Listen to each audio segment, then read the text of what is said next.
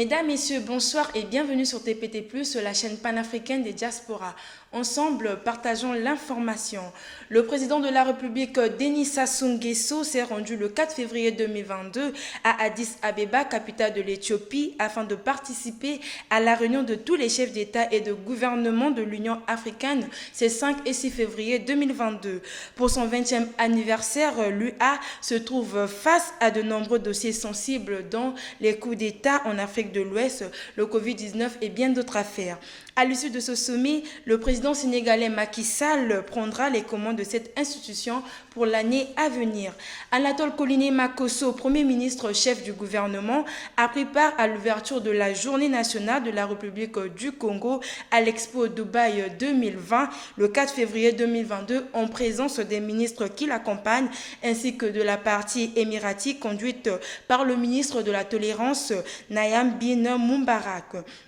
Dans son allocution, le représentant des Émirats arabes unis a remercié le Congo d'avoir accepté de prendre part à ce rendez-vous planétaire qu'est l'exposition universelle.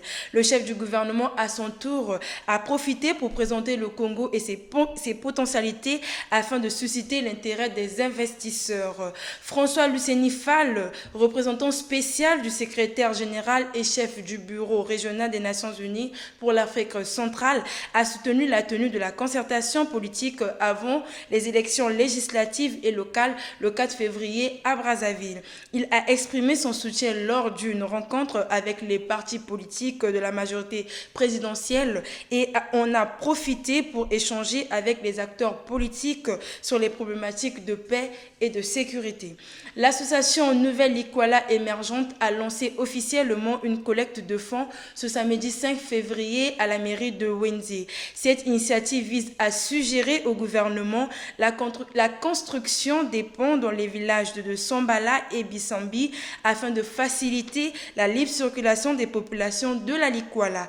Le président de cette dite association, Sergio Malanda, a signifié que cette collecte de fonds qui a démarré dans le département de Brazzaville se poursuivra de manière tournante dans tous les départements du pays pendant une période de 2 mois. Quittant Brazzaville pour Kinshasa, la société civile d'Uvira dans la province du Sud Kivu, en République démocratique du Congo, dénonce les incursions de l'armée burundaise dans les moyens et hauts plateaux qui surplombent la ville. Cet affrontement qui a commencé depuis mi-décembre dans cette région entre les forces de défense nationale de Burundi et les rebelles burundais de Red Tabara a fait fuir plus de 80 000 personnes. Cependant, les autorités burundaises et congolaises ni toute présence de soldats burundais sur le sol congolais.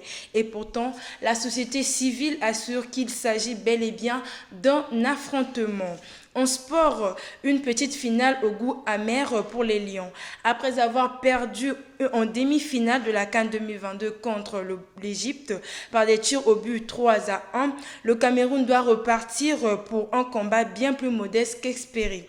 Le match pour la 3e place se tient ce samedi 5 février à Yaoundé contre le Burkina Faso. Et si les Lions indomptables apparaissent meurtris, les étalons, eux, abordent cette dernière rencontre dans de meilleures dispositions. Mesdames, Messieurs, c'est ainsi que s'achève notre bulletin d'information. Merci de partager l'information avec vos proches. À bientôt et bonne suite de programmes sur notre chaîne YouTube TPT+ TV.